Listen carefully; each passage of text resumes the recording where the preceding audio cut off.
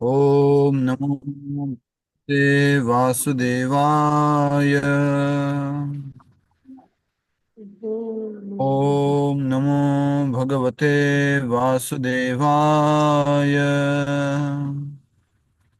ओम नमो भगवते वासुदेवाय। मुखं करोति वाचालं पंगुं लंघयते गिरिं यत्कृपातुमहं वन्दे श्रीगुरुदीनतारिणं परमानन्दमाधवं श्रीचैतन्यमीश्वरं नारायणं नमस्कृत्यं नरं चैव नरोत्तमं देवीं सरस्वतीं व्यासं ततो जयमुदीरयेत्। नष्टप्रायेषु भद्रेषु नित्यं भागवत सेवया भगवती उत्तमश्लोके भक्तिर्भवति नैष्टिकी। हरे कृष्णा कृष्ण कृष्ण हरे हरे, हरे राम राम राम हरे हरे। हरे कृष्णा। सभी भक्तों का हार्दिक स्वागत है आज के श्रीमद् भागवत कथा रूप कार्यक्रम में।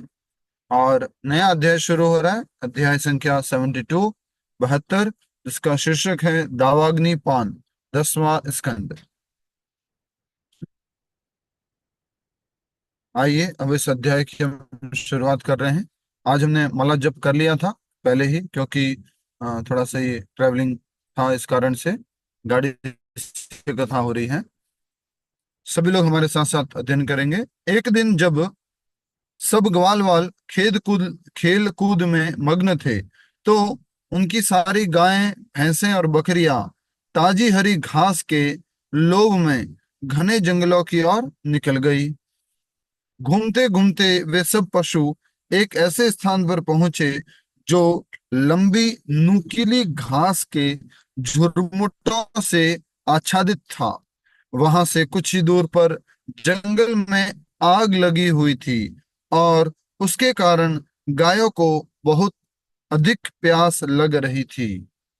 तो गाय और बछड़े साथ में क्या क्या है, साथ में क्या क्या है बोलो। वैसे भैंस बकरियां बकरियां वैसे बकरियां हाँ, ये भी देश एक बात ध्यान गाय रखने की है कि उनके साथ में भैंसें भी थी और बकरियां भी थी। तो ताजी हरी घास खाने के लोभ में घने जंगलों की ओर निकल गई थी।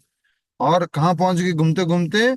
लंबी नुकीली घास से आच्छादित झुरमुटों, अर्थात इस तरह के स्थान पर जहां लंबी नुकीली घास थी, वहां पर पहुंच गए। और पास में ही वहां जंगल में आग लगी हुई थी, उस कारण गायों को बहुत अधिक प्यास लगी। जब कृष्ण बलराम एवं अन्य ग्वाल वालों ने ध्यान दिया कि उनकी गाय वहां नहीं है, तो उन्हें ग्लानि होने लगी कि खेल कूद में व्यस्त होने के कारण उन्होंने गायों का ध्यान नहीं रखा। वे चारों ओर उनकी खोज करने लगे, परंतु बहुत ढूंढने पर भी वे सफल नहीं हुए। एक बार और पहले बछड़े गायब हुए थे, पर उस समय ग्वाल वाल बैठे हुए थे, भोजन कर रहे थे, कृष्ण भी बैठे थे साथ में भोजन कर रहे थे। और बछड़ों को कौन उठा के लेके चले गए थे? ब्रह्मा जी ब्रह्मा जी। ब्रह्मा जी। नेटवर्क की वजह से कहीं पर ब्रेकेज हो सकता है, जिस रास्ते पे हम चलेंगे अभी, तो थोड़ा बता दीजिएगा। तो यहाँ पर क्या हुआ है, गाय और बछड़े और ये सब खुद ही चले गए हैं। गाय और भैंसे और ये बकरियां और खुद ही चले गए हैं। तो ये लोग सोचने लगे हमने ध्यान नहीं दिया, इस कारण से चले गए हैं, और बहुत ढूंढने पर भी उनको नहीं मिले। तब उन्होंने गायों के खुरों के चिन्हों का पीछा करना आरंभ किया। गायों द्वारा खाई गई घास को देखकर भी उन्हें गायों की दिशा का अनुमान मिला। सब बच्चे इसी चिंता में थे कि वे खाली हाथ घर कैसे लौटेंगे। बहुत ही इंपॉर्टेंट बात बोल रहे हैं कि खाली हाथ वापस कैसे जाएंगे घर हम। हमारे बाबाओं को, हमारी मैयाओं को हम क्या जवाब देंगे कि गाय कहाँ गई, बकरियां कहाँ गई, भैंसे कहाँ गई। तो ये सोच रहे हैं ऐसा। और गायों ने जो रास्ता अपनाया था जंगल जाने के लिए, उसी रास्ते की तरफ आगे बढ़ रहे हैं। जहां पर बीच में रास्ते में कुछ घास खाई थी, उस घास को देखते हुए आगे बढ़ रहे हैं। अंततः ग्वाल वालों ने मुंजा वन में अपनी भटकती हुई गायों को देखा। रास्ता भूल जाने के कारण वे जोर से रो रही थी। कृष्ण ने बादलों जैसी गंभीर आवाज में एक एक गाय का नाम लेकर पुकारना आरंभ किया। हरि बोल। अपने नाम सुनकर गाय भी प्रसन्न होकर रंभाने लगी। परंतु तब निकट के जंगल में लगी आग वहां तक पहुंच चुकी थी, और उसने अपनी ज्वालाओं में गायों सहित बच्चों को भी घेर लिया। सारथी का कार्य करती हुई वायु उस अग्नि की लपटों को चारों दिशाओं में तेजी से फैला रही थी। जब आग और होती है और उसमें साथ में हवा जुड़ जाती है तो आग और फैल जाती है। तो ऐसे जैसे कि रथ होता है तो रथ का सारथी होता है, वैसे ऐसा लग रहा है कि आग का सारथी बन गया है ये वायु, हवा, जिससे समस्त चराचर प्राणियों के लिए खतरा उत्पन्न हो गया था। यह देखकर ग्वालवाल अत्यंत भयभीत हो उठे और रक्षा के लिए कृष्ण बलराम के पास जाकर बोले, हे कृष्ण, कृष्ण, हे राम, कृपया इस दावाग्नि से अपने भक्तों की रक्षा करो। हम पूरी तरह से एकमात्र तुम्हारे ऊपर आश्रित हैं। उनकी याचना सुनकर श्री कृष्ण ने बालकों से कहा, डरो मत, बस अपनी आंखें बंद कर लो। हरि बोल। क्या कहा? डरो मत, बस बस अपनी आंखें बंद कर लो। अच्छा, आप में से कितने लोगों को याद है कि हमने एक और दावाग्नि की चर्चा पढ़ी थी इस कथा में? कितने लोगों को याद है? हाथ खड़ा कीजिए। एक और दावाग्नि, एक ये दावाग्नि, एक और दावाग्नि की बात पड़ी थी। कौन बताएंगे? बाकी लोग को क्या हुआ? यस, बताइए। इंदु सिन्हा माता जी, आप तो कृष्ण के पास में बैठे, अपना बैकग्राउंड तो ऐसा लगा है जैसे कि वहीं वृंदावन में बैठे हुए हैं। यस, रामावतार जी, इससे पहले एक और दावाग्नि की बात हुई थी। हाँ प्रभु जी, हुई थी वो पांचों पांडवों जो वनवास हुआ था, नहीं नहीं, इस कथा में अभी दावाग्नि उसमें ने उनको जलाया अभी था। अभी बताया था ना, संसार दावा, जैसे ये दाव लगा हुआ है ऐसे दाव ये भी लगी हुई है। वो याद नहीं। अंकिता जी नहीं। प्रभु जी, मन और इंद्रियों सब में आग वाह लगी रे हुई वाह, है। वाह रे वाह, वाह रे वाह। मैं क्या बोलूं तो प्रभु रिवि जी? रुको रुको मैं अभी, बोलूं? रुको। क्या तो रिवीजन करते होंगे, क्या दोबारा सुनते होंगे, और क्या पहले पढ़ के आते होंगे। हम्म। यहाँ आपके प्रभु जी आपके पीछे पीछे, चलो भाई, गाड़ी में है कि किधर है कि क्लास ले लेते हैं, चलो भाई। यस, बताइए माता जी। सब कालिया मर्दन के बाद जब वो लोग रुको सब रुको रुको, नाचने लगे। माता जी बोलना चाह रहे थे, वहां वाले, नेपाल वाले, बोलिए माता जी। वो कालिया का नाश करके जब प्रभु उन लोगों को बहुत रात हो गई थी, तो वो यमुना के किनारे सो गए थे। तो वहीं पे उन लोगों को आग लगा हुआ सा एहसास हुआ। सबने प्रभु को पुकारा तो वहां प्रभु ने दावाग्नि का पान किया था। हाँ, हरि बोल। भूल गए सब लोग? कालिया का मर्दन करते हुए फिर सब कुछ समय हो गया, लेट हो गया, सब लोग वहां सो गए रात को। और रात में ही वहीं पास में जंगल में आग लग गई थी, बहुत तेज आग थी। तो सब ब्रजवासियों ने जोर जोर से पूरा पुकारा था। कल ही तो किसी माता जी ने प्रश्न पूछा था उसके उसके अंतर्गत कि प्रभु जी, उनको मालूम था कि वो भगवान है क्या? अभी तो कल की बात है शायद, एक जस्ट, हाँ कल की बात है, जस्ट थोड़ा सा पहले की कल ही की बात है। परसों की बात लंबा है। सुर के वध से पहले। कल ही पढ़ा था। ओके ओके, परसों की बात है। तो उसमें भगवान श्री कृष्ण ने रसपान, रसपान नहीं, गाय, वो अग्नि का पान कर लिया था, ऐसे इशारा किया था, याद आया? ये सब तो याद रहता होगा ना, प्रभु जी के नाटक तो याद रहते होंगे। प्रभु जी पता था। दिखाया भी पता था, था। लेकिन दिखाया भी था। हाँ, आप नाम लेके दर्शन भी पूछ रहे कराया थे था। ना, इसलिए नहीं बताया। ठीक है ठीक है, यस माता जी। तो थोड़ा सा निवेदन है, थोड़ा तो भाई ख्याल रखो, कोई बाहर से एग्जामिनर आएंगे तो हरिनाम दास का तो पत्ता कट जाएगा, इसको क्लास लेना नहीं आता, चलो निकालो बाहर। ठीक है। तो एक बार दावाग्नि लगी थी कालिया मर्दन के बाद में, और भगवान ने पी ली थी। उस टाइम मात्र गाय या बछड़े या बकरियां या भैंसे या ग्वाल वाल नहीं थे। उस टाइम सारे ब्रजवासी थे, उधर के आसपास के जो लोग आए हुए थे यमुना नदी के किनारे। ठीक है। यह देखकर ग्वालवाल अत्यंत भयभीत हो उठे और रक्षा के लिए कृष्ण बलराम के पास आकर बोले, कौन है ये? ग्वालवाल। हे कृष्ण, कृष्ण, हे राम, कृपया इस दावाग्नि से अपने भक्तों की रक्षा करो। हम पूरी तरह से एकमात्र तुम्हारे ऊपर आश्रित हैं। उनकी याचना सुनकर श्री कृष्ण ने बालकों से कहा, डरो मत, बस अपनी क्या करो, आंखें बंद करो। मेरी भी इच्छा हो रही है, जब टीचर की इच्छा होती है थप्पड़ मारने की और बच्चे को बहुत डर लगता है, नहीं सर नहीं सर नहीं, बोले तू आंख बंद कर। हाँ, तो अपनी आंखें बंद कर लो। कृष्ण भगवान ने कहा, बच्चों से वैसा ही किया, बच्चों ने वैसा ही किया और तुरंत अपनी आंखें बंद कर ली। तब समस्त योग शक्तियों के स्वामी भगवान ने अपना मुख खोला और उस प्रचंड अग्नि को पीकर अपने मित्रों की रक्षा की। पूरे उस जंगल की आग को भगवान पी गए। ऐसा करके सारी अग्नि को पी गए, सोचो। भगवान, तो भगवान अग्नि को भी पी सकते हैं। ये देखिए, दर्शन कीजिए, आंखें बंद की हुई है, देख रहे कितने प्यारे प्यारे ग्वाल वाल हैं। गाय फंस गई है, बछड़े फंस गए हैं, सबको दर्शन हो रहे हैं। बोलो, जी दर्शन हो प्रभु रहे जी। यस जी हो प्रभु रहे जी। प्रभु हैं। जी। हाँ, जी आंखें प्रभु बंद जी। कर यस लिए। प्रभु जी यस। क्यों अद्भुत। आंखें बंद करवाई, बोलो। अद्भुत। ताकि वो देख ना पाए ना कि भाई भगवान कृष्ण का। हाँ, कि कृष्ण ने पी है ये देख ना पाए और जा करके ढिंडोरा ना पीट दे कि कृष्ण आग भी पीता है। ये महान शक्तिशाली है, इसलिए उन्होंने आंखें बंद करवा ली थी। तो भगवान श्री कृष्ण ने उस अग्नि को पी लिया, प्रचंड अग्नि को पीकर अपने मित्रों की रक्षा की।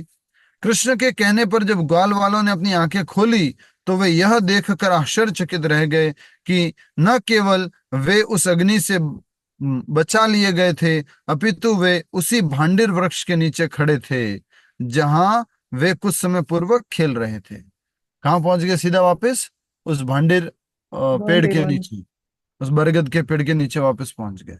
हाँ, आंखें खोलते ही कृष्ण की अद्भुत शक्ति से अपनी रक्षा हुई देख कर वे बच्चे विचार करने लगे, निश्चित ही उनका मित्र कृष्ण कोई देवता है।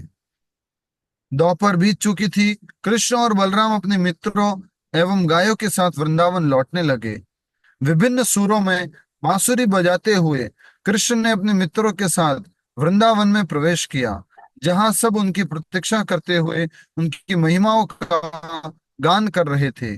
गोविंद के घर लौटने पर युवा गोपियों को सर्वाधिक आनंद हुआ, क्योंकि उन्हें भगवान से एक क्षण का विरह भी सैकड़ों युगों के समान पीड़ादायक प्रतीत होता था। तो गोपियां बहुत आनंदित हुई जब कृष्ण वापस घर पे लौटे। कृष्ण के बिना उनसे रहा नहीं जाता था एक क्षण भी। बहुत बड़ा उनसे जैसे लगता था कि सैकड़ों युग निकल गए। तो गोपियां बहुत आनंदित आनंदित हुई। अच्छा, उस दिन टाइम पे पहुंचे भगवान की, थोड़ा लेट पहुंचे। टाइम पे पहुंचे समय टाइम पर। टाइम पे टाइम पहुंचे थे। टाइम पे पहुंचे। टाइम पे पहुंचे, ठीक है। तो इस प्रकार से भगवान जो है दिव्य लीला किए, जिसमें भगवान ने दावाग्नि का पान किया। इस वाली लीला में किसी राक्षस की मृत्यु की घटना नहीं है, मृत्यु की बात नहीं है, लेकिन प्रलंबासुर के साथ में ही आगे ये जुड़ी हुई कथा है। प्रलंबासुर के बाद में नेक्स्ट कथा ये आती है। ठीक है, अगले अध्याय की तरफ आगे बढ़े। Yes. ये बहुत इंपॉर्टेंट है और बहुत प्लीजिंग है, बहुत मनोहारी अध्याय होने वाला है ये। ठीक है, मॉनसून सीजन इन वृंदावन। हाँ हाँ हाँ हाँ, ठीक है। हाँ, तो अध्याय संख्या दे दीजिए, कितना देंगे। 73 प्रभु जी। 73 73 प्रभु जी 73। 73 मारवाड़ी में कि हिंदी में। 72 हिंदी में। मारवाड़ी में। मारवाड़ी में 73। भाई तुम गाड़ी ऐसे मोड़ रहे हो जैसे ट्रक मुड़ रहा हूँ मैं भी ऐसे ऐसे हो रहा हूँ।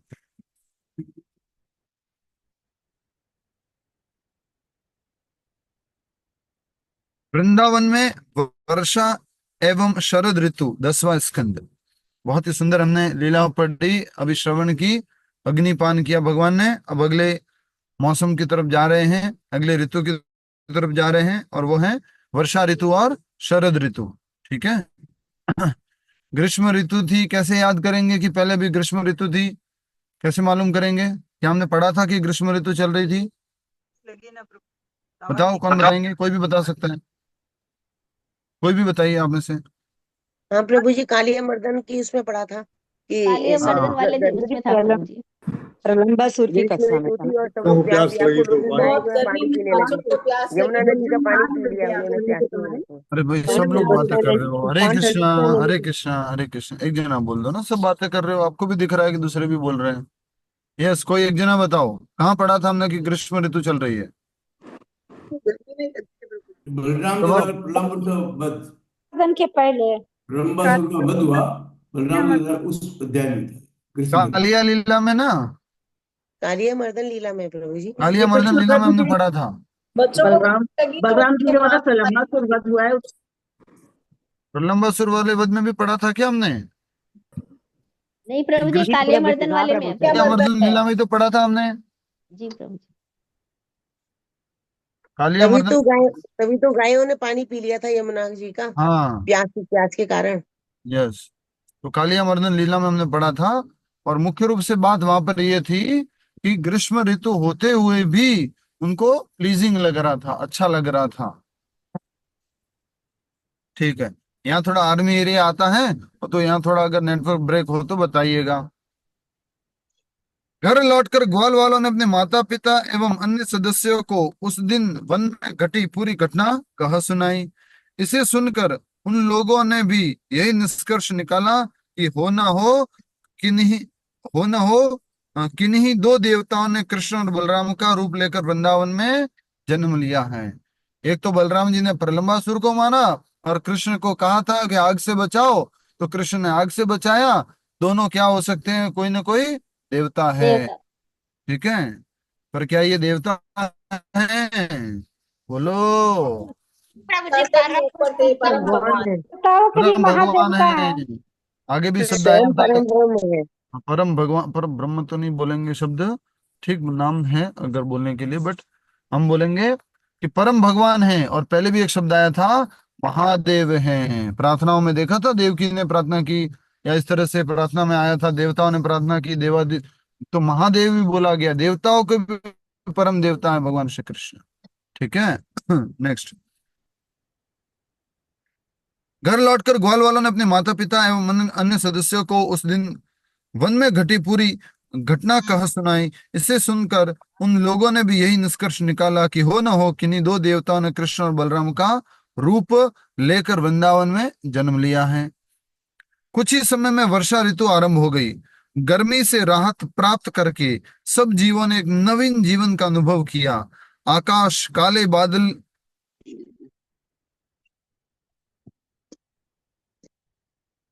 बिजली चमकने लगी। सूरज ने 8 महीनों तक धरती से पानी सोखा था और अब उसका वितरण का सही समय आ चुका है। सूरज के पानी के सही वितरण का समय आ गया है। 8 महीने क्यों बोला? जन पहले ऐसा होता था, 4 महीने वर्षा ऋतु के, 4 महीने शरद ऋतु के और 4 महीने ग्रीष्म ऋतु के। तो शरद ऋतु और ग्रीष्म ऋतु में बोले सूरज ने क्या किया है? पानी सोख लिया, अब इनका वितरण का समय आ गया है।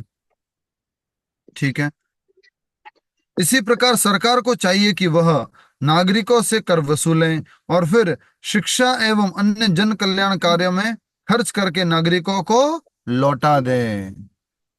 नागरिकों से टैक्स तो लेते हैं, लेकिन उसको प्रॉपरली खर्च भी करना है। किस किस में? यहाँ लिखा हुआ है कि जन शिक्षा और कल्याण। जन कल्याण में। किसी एक भक्त का माइक ऑन है, आप लोगों को थोड़ा अटेंटिव रहना है।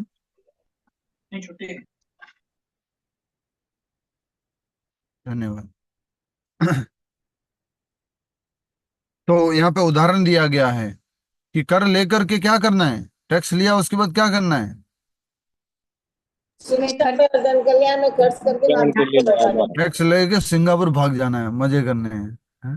जन टैक्स कल्याण। लेकर के अपने समाज का कल्याण करना है, शिक्षा और जन कल्याण कार्य में खर्च करके। जिस प्रकार बादल वर्षा करते हैं, उसी प्रकार उदार चित्त लोग समय आने पर उदारता से अपने धन का वितरण करते हैं। और एक व्यक्ति जो अभी भी गए हैं 5-7 दिन पहले, जिनका आप नाम जानते हैं, पूरा वर्ष, पूरा भारतवर्ष जानता है, कितना परसेंट अपने धन का उन्होंने वितरण कर दिया था? 57। 60%। ऐसा कहते हैं कि 56%। अभी, मालूम नहीं वो आंकड़ा सही था कि नहीं था, वो मुझे मालूम नहीं, आप लोग बता सकते हैं, कि अभी तक रतन टाटा जी ने जितना बांट दिया है उतनी तो नेटवर्थ है अंबानी जी की। यस प्रभु, सही कह रहे हैं बिल्कुल आप। अंबानी जी की जितनी नेटवर्थ है उतना तो रतन टाटा जी बांट चुके थे, सोचिए। या हमारे दूसरे वाले क्या नाम है, वो जैन साहब, क्या नाम है उनका? अडानी। डानी जी। ठीक है। गर्मी के कारण धरती सूख चुकी थी, परंतु मानसून आते ही वह पुनः हरी भरी हो उठी। इसकी तुलना उस व्यक्ति से की जा सकती है जो घोर तपस्या करने के कारण दुर्बल क्षीणकाय हो जाता है, परंतु उस तपस्या का फल प्राप्त होते ही वह फिर से फलने फूलने लगता है। किसी को अपने बच्चे याद आ रहे होंगे, किसी को खुद के अपना जीवन याद आ रहा होगा कि मैं जवानी में बिजनेस सेटअप करने के लिए कितना भाग दौड़ किया, ये किया। किसी माता जियों को कुछ अपना कुछ याद आ रहा होगा। तो यस, ऐसा उदाहरण से प्रभुपाद जी, सॉरी, ये भागवत में ही बताया गया है कि जिस प्रकार गर्मी के कारण धरती सूख गई है और जैसे ही मानसून आया, जैसे ही बारिश हुई, धरती हरी भरी हो चुकी है। तो इसकी तुलना उस व्यक्ति से की जाती है जो घोर तपस्या के कारण दुर्बल क्षीणकाय हो जाता है, परंतु उस तपस्या का फल प्राप्त होते ही वह फिर से फलने फूलने लगता है। वर्षा ऋतु में रात्रि समय बादलों के कारण सितारे और चंद्रमा दिखाई नहीं देते, और उस समय जुगनुओं का प्रकाश ही प्रमुख दिखता है। इसी प्रकार कलयुग के अज्ञानता रूपी बादलों के पीछे वैदिक सिद्धांत छिप गए हैं, और ढोंगी गुरु बाबा और नास्तिकवादी लोग ही धर्म नेता बन बैठे हैं। अंडरलाइन कर लो इसको पूरे को। कलयुग के बाबा, ढोंगी, नेता, ये सब क्या है? इस राजेंद्र जी क्या उदाहरण दिया गया है? माइक अनम्यूट करके बोलिए। हरे कृष्णा। हाँ, क्या बादल आते उदाहरण हैं दिया? तो बादल आने से हाँ। सितारे और चंद्रमा ढक जाते हैं। हम्म। उसी तरह कलयुग में जो ढोंगी बाबा हैं, ये धर्म की आड़ में वैदिक सिद्धांतों को छिपा जाते हैं। हम्म। तो तारे वगैरह क्या हैं? वैदिक सिद्धांत, यहाँ लिखा हुआ है। कलयुग में अज्ञानता रूपी बादलों के पीछे वैदिक सिद्धांत छिप गए हैं, और ढोंगी गुरु बाबा और नास्तिकवादी लोग ही धर्म नेता बन बैठे हैं। और ये प्रभु जी, आजकल, हाँ, क्वेश्चन है कि ये सारे काम आराम से कैसे हो जाते हैं? लोग कैसे कर लेते हैं आराम से? पता नहीं, ढोंगी और ये सब, ये काम आराम से कैसे हो गए? अज्ञानता के कारण प्रभु जी, है ना। हाँ, नहीं। तो एक तो क्या है, सबसे बड़ा कलयुग चल रहा है, और कलयुग में सब लोग शास्त्र नहीं पढ़ते हैं, परंपरा का पालन नहीं करते हैं। तो कोई भी व्यक्ति कुछ भी बोलता है और उनके स्वार्थ के हित की बात बोलता है, तो वो उसके चक्कर में आ जाता है। उनके स्वार्थ के हित बोलता है तो हम लोगों को लोग लाइक नहीं करते हैं, हम लोगों को तो कई बार बैन कर देते हैं, सोसाइटी में अलाउड नहीं है। वो लोग ज्यादा अलाउड है। अच्छा, ये तो एस्ट्रोलॉजर है, हाथ देखते हैं और कुंडली देखते हैं और हमारा भला बताते हैं, हमारे बारे में बोलते हैं। ऐसे लोगों को ज्यादा लाइक करते हैं दुनिया में। तो जी आज तो पर वक्फ बोर्ड ने सारा इंडिया को ही अपना बना दिया। हाँ। लोक सेवा की धरती, क्या मंदिर वगैरह सब जमीनें हमारी है। बड़ी न्यूज पढ़ते पढ़ते बड़ा जोर समझ में आ रहा था, जोर काम हो रहा है जबरदस्त। ये ये कलयुग का समय चल रहा है। कल परसों में समझा रहा था, बहुत इंपॉर्टेंट टॉपिक पे बोला था उस दिन, जैसा बोला था ना, आज वापस नहीं बोल पाऊंगा। फिर से बोलने की थोड़ा सा बता रहा हूँ, चेष्टा करता हूँ कि ये कलयुग चल रहा है, और हम कलयुग में भक्ति करेंगे तो हमें दूसरे लोगों को देख करके लगेगा, अरे ये तो फल फूल रहे हैं, ये तो बढ़िया से मजे कर रहे हैं। लेकिन ये कलयुग है। कलयुग का काम है ऐसे लोगों को बढ़ावा देना। कलयुग का काम है आपको जो भक्ति कर रहे हैं उनको दिखाना कि देखो, चलो छोड़ो भक्ति, मजे करो, वो मजे हो रहे हैं, मजे करो, वो मजे हो रहे हैं। कलयुग का काम है हमें उनकी तरफ आकर्षित करना। तो कलयुग में ढोंग होगा। कलयुग का ही नाम क्या है? कलयुग। कलयुग का एक अर्थ होता है कलह का युग, दूसरा अर्थ क्या होता है? मशीनी युग। कल मतलब मशीन होते हैं ना, मशीनी प्रभु जी दोगलापन का युग। यस, दूसरा अर्थ होता है दोगलापन। कलह का युग कलयुग और दोगलेपन का युग कलयुग। आगे कुछ और पीछे कुछ। और पहले ही मूवी बना दी, क्या बनाया था? मुख में राम बगल में चूरी। तो इस तरह से कलयुग में हर कोई व्यक्ति के एक चेहरा नहीं है, दो चेहरा नहीं है, कई चेहरे हैं। इसलिए सब जगह अलग अलग बोलता रहता है। और फोन आने के बाद और ये सब आने के बाद तो और झूठ बोलना है। तो ये कलयुग का लक्षण है। इस कारण से हमें अपने आप को बचा के रखना चाहिए और धीरे धीरे अभ्यास करना चाहिए भक्ति का। अपनी कथनी और करनी के अंतर को धीरे धीरे कम करना चाहिए और हमें धीरे धीरे शुद्ध बनने की कोशिश करनी चाहिए। प्रभु जी, पर सबका चेतना स्तर भी तो अलग होता है ना। हाँ, ये तो वही, ये कलयुग का लक्षण है ना। ये कलयुग का लक्षण है कि अज्ञानता में है हम।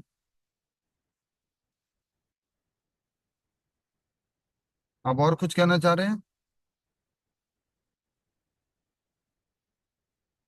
एक बार आपने बताया था ना प्रभु जी, वो अन्न, क्या बताया था प्रभु जी? अन्नमय प्राणमय अन्नमय, प्राणमय, ज्ञानमय ज्ञानमय, विज्ञानमय विज्ञानमय और आनंदमय। फिर आनंदमय। तो हाँ, फिर जो, अगर जो आत्मा है ही अभी अन्नमय या प्राणमय या उस लेवल पे प्रभु जी, तो वो कैसे शास्त्रों को समझ सकती है या पहले भी कुछ भी? ऐसी आत्माएं थी, लेकिन वो गलत रास्ता नहीं अपनाते थे। यहाँ पे ये बात हो रही है, गलत रास्ता अपनाने की बात हो रही है।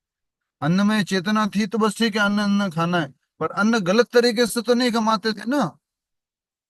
अन्न में गलत चीजें तो नहीं करते थे। अन्न बेच रहे तो उसमें मिलावट करके बेच दिया।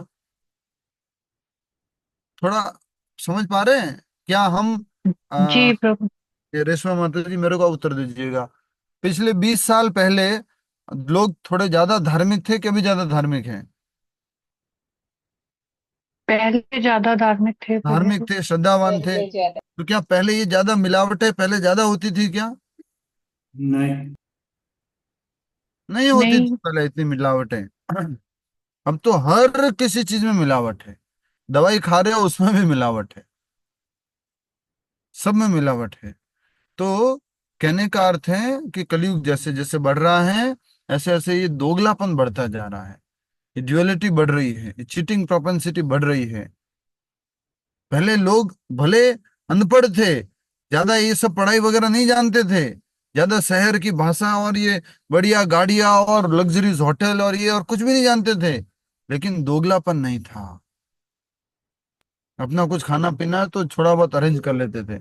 और कुछ दो चार लोग निकलते थे जो भाई भूख के चक्कर में, पैसों के चक्कर में कुछ चोरी वोरी कर लेते थे। अभी तो चोरी की कोई हद रही है क्या? अच्छा एक बात बताओ, अभी दुनिया की सबसे बड़ी चोरी है, उसको बोलते हैं साइबर क्राइम। उसके लिए पढ़ा लिखा व्यक्ति चाहिए कि अनपढ़ चाहिए? पढ़ा लिखा ही चाहिए उसको। बहुत पढ़ा लिखा प्रभु जी। भाई अनपढ़ आदमी कर सकता है साइबर क्राइम? तो ये सारी बातें हैं। और आज ही मेरी बेटी और दामाद की अमेरिका में साइबर वो हैकिंग हो गई है। वो लोग इतने परेशान हैं, सारी दुनिया में ही फैला हुआ है।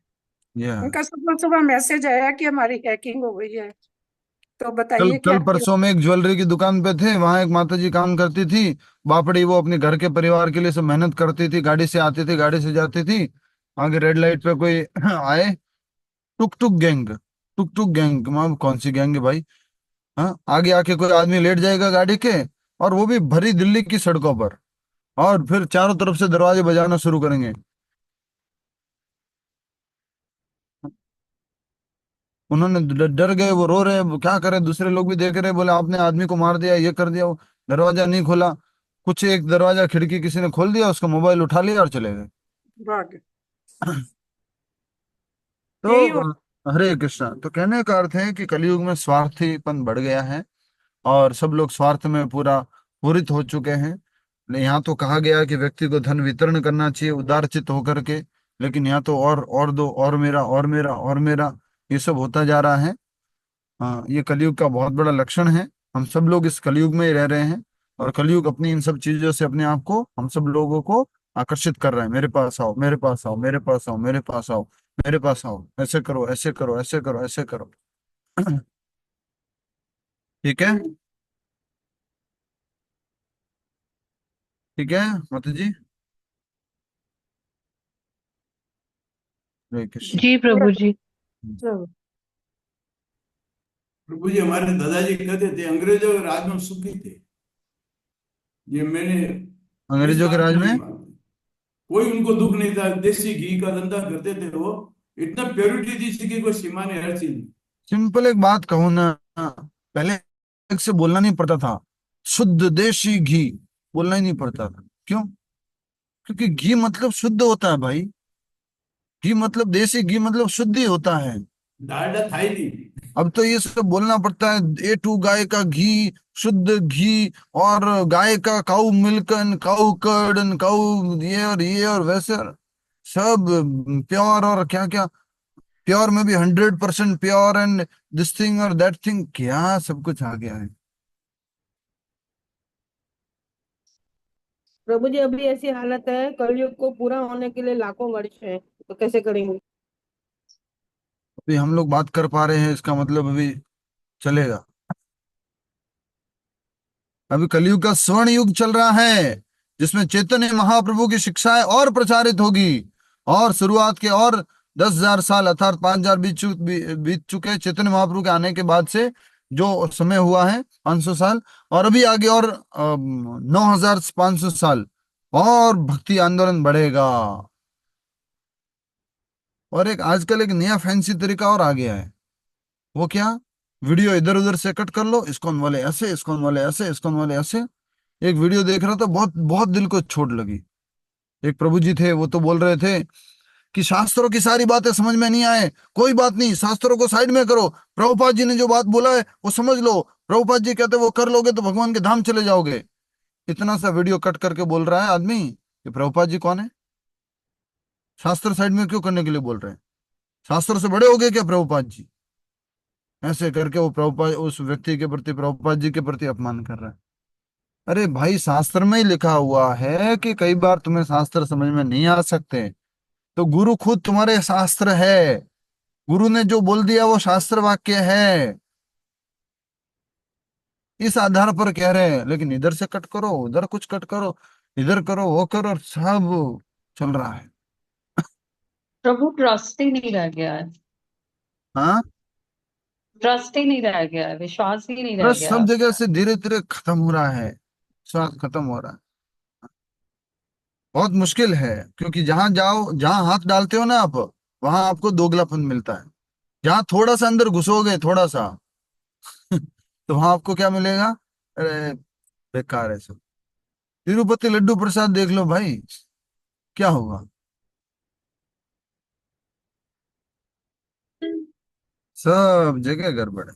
प्रभु जी भगवान से डर खत्म हो गया। इसलिए कहा जाता है कि जब इस तरह की समस्याओं की बात हो रही थी, तो सुखदेव गोस्वामी जी कहते हैं, मेरे पीछे बोल दो इस श्लोक को, कलेर दोष निधे राजन अस्ति है एको महद्गुणात् कीर्तनाद एव कृष्णस्य मुक्त संग परम व्रजेत। हे राजन, हे परीक्षित, ये कलयुग दोषों का सागर है। दोषों का सागर समझ गए? सब जगह कुछ ना कुछ मिलेगा, कुछ भी परफेक्ट नहीं है।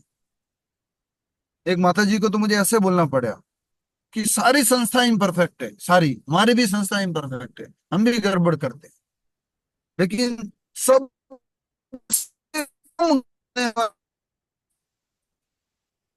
एटलीस्ट आपको दुनिया में सब गड़बड़ करने वाले ही मिलेंगे, सबसे कम गड़बड़ करने वाला है उसके पास चले जाओ। सब जगह कुछ न कुछ, कुछ न कुछ, कुछ न कुछ गड़बड़ है, प्रॉब्लम है।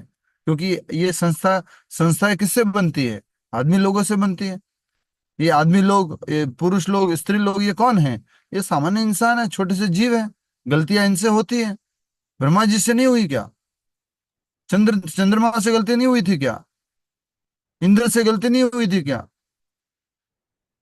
फिर भी संसार चल रहा है ना। ये कल मैं बात सोच रहा था कि इस दुनिया के हेड ब्रह्मा जी गलती कर बैठे, फिर भी ये ब्रह्मांड चल रहा है ना।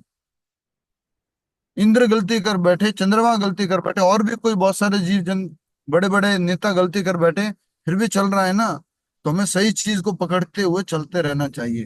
प्रभुपाद जी को पकड़ो। प्रभुपाद जी मेरे स्वामी हैं, प्रभुपाद जी मेरे गुरु जी हैं, प्रभुपाद जी सब कुछ है। प्रभुपाद जी से आसक्त रहना, किसी हरिनाम दास, किसी प्रभु जी, किसी उससे आसक्त रहने की आवश्यकता नहीं है। आसक्ति किससे बनानी है? प्रभुपाद जी से। प्रभुपाद जी से कभी धोखा नहीं मिलेगा आपको।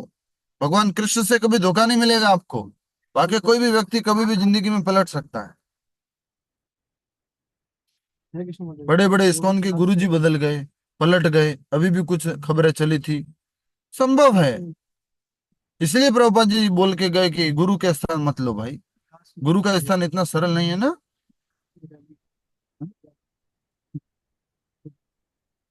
आगे बढ़े। मैं अभी कॉल करता हूँ। प्रभु जी, जैसे आपने बोला गलती गलती और इंटेंशन में फर्क है। कोई इंटेंशनली करते हैं, किससे गलती होती है। आजकल इंटेंशनली करने वाले ज्यादा है। अनइंटेंशनली एक बार ही होता है, 2 बार ही होता है। इंटेंशनली मालूम है कि घी शुद्ध है ना, और उसमें मिला करके देना है, तो क्या हुआ? ये इंटेंशनली हो गया ना। ये ढोंगी है, ये चतुर लोग हैं, ये सब लोग जो हैं गड़बड़ कर रहे हैं। कलयुग में सब गड़बड़ है। इन सब के बीच में हमें क्या करना है?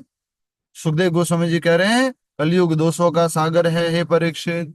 क्या करो? कीर्तना देव कृष्णस्य, कृष्ण कीर्तन करो, बस नाम जप करो।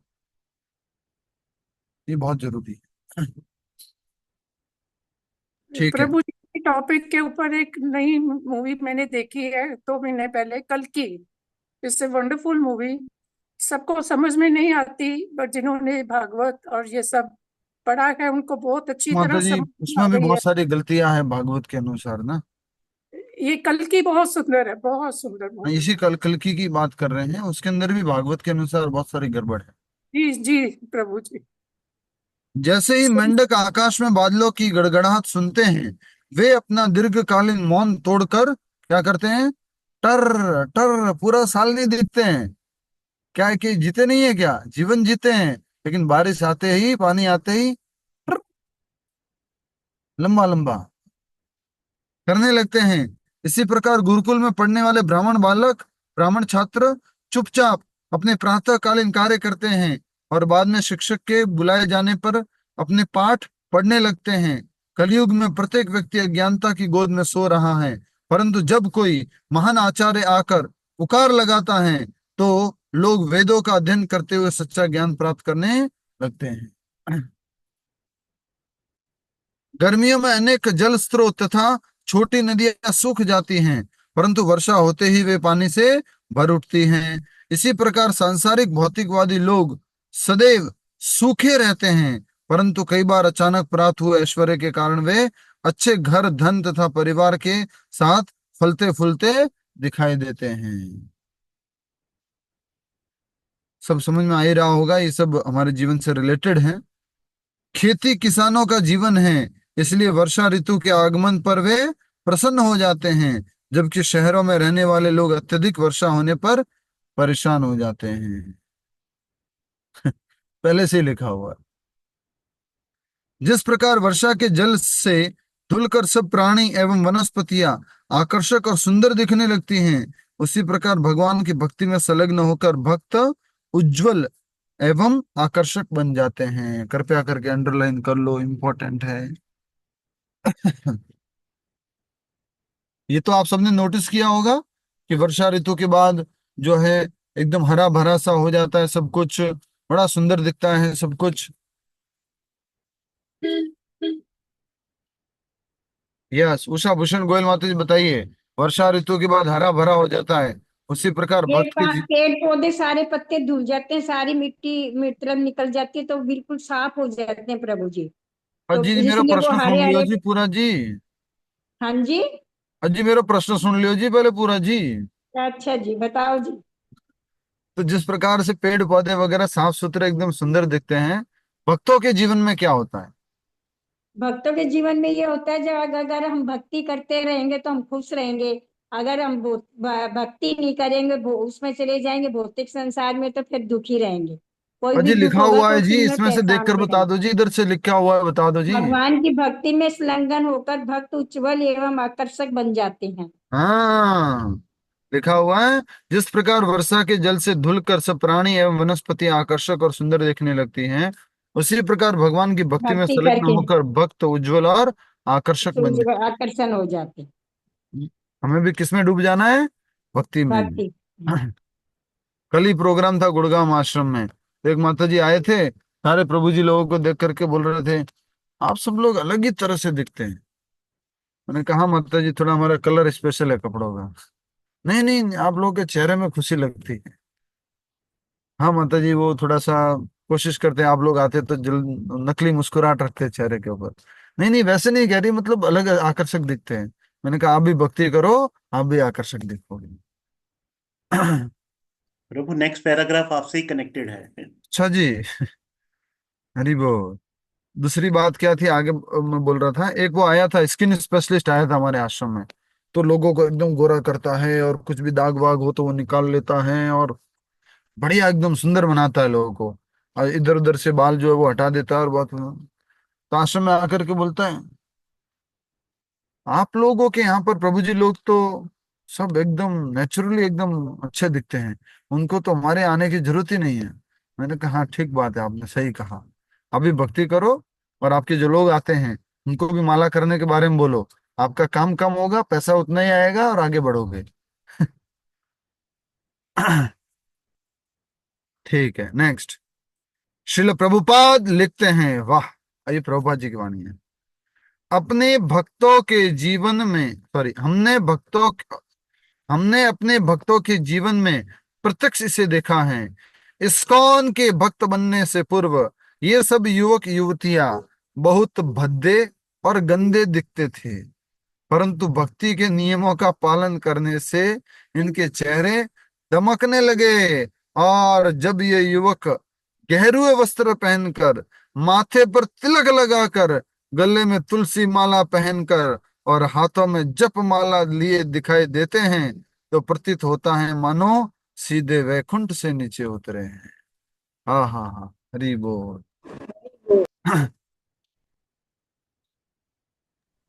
तो ये अच्छे प्रभु अच्छे। आपने अंडरलाइन नहीं कराया कुछ भी।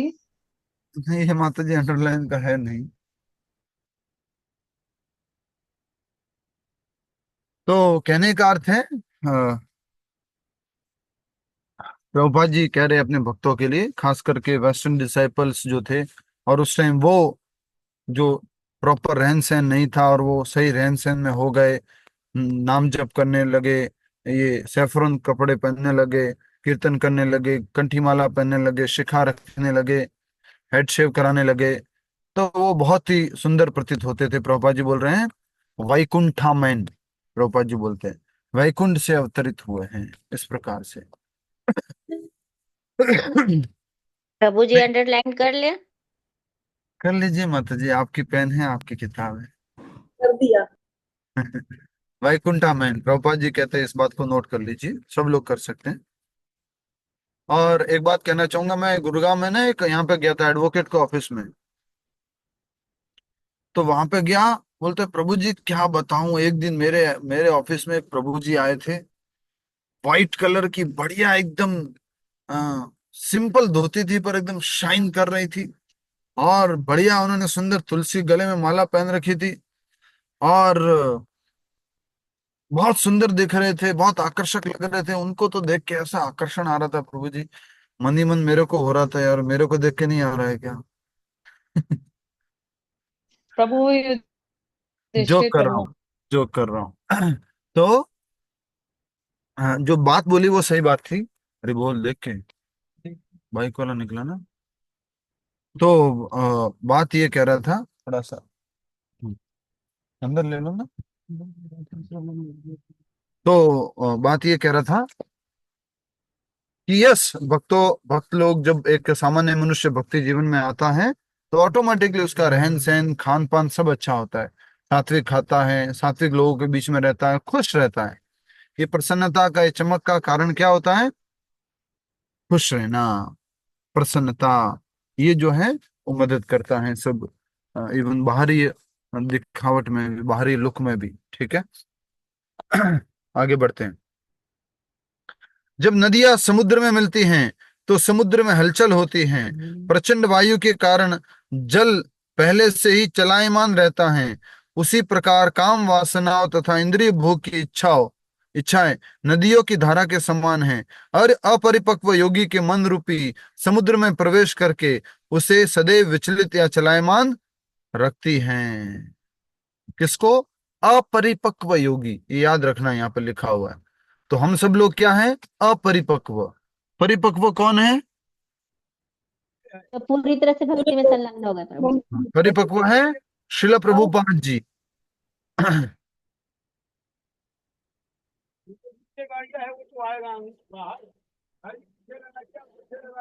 जब नदियां समुद्र में मिलती है तो समुद्र में हलचल होती है।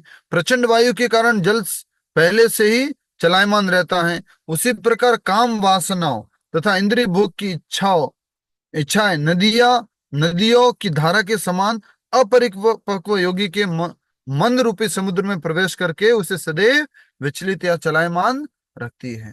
तो हमारे जीवन में अगर इस प्रकार से समस्या आ रही है तो इसमें कोई प्रॉब्लम नहीं है, क्योंकि हम अपरिपक्व योगी हैं। अभी हम सब लोग पूर्ण रूप से शुद्ध भक्त नहीं बने हैं। तो यस, मन में हलचल आएगी, मन में विचार आएंगे, काम वासना आएगी, कलयुग परीक्षा लेगा, ये सब होता रहेगा। वर्षा ऋतु में पर्वतों के ऊपर मूसलाधार वर्षा होती है, परंतु वे उससे उससे उसी प्रकार अविचलित रहते हैं जिस प्रकार भगवान के चरणों में अपने मन को लीन करने वाले भक्त अत्यंत भयावह परिस्थितियों में शांत एवं अविचलित रहते हैं।